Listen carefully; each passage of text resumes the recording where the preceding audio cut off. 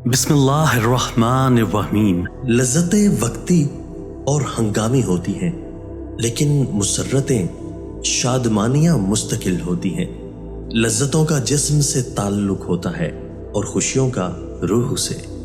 शदीद दुख होता है जब हम किसी पर अंधों की तरह एतमाद करें और वो साबित कर दे कि हम वाकई अंधे थे।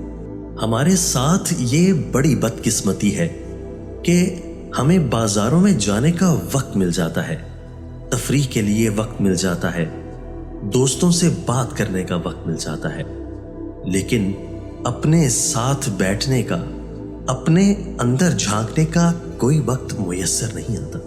मर्द सारी उम्र झिड़कियां खाकर धक्के बर्दाश्त करता हुआ कफालत की राह नहीं छोड़ता, मकान बनाता है, परदेसों की मट्टी भांगता है।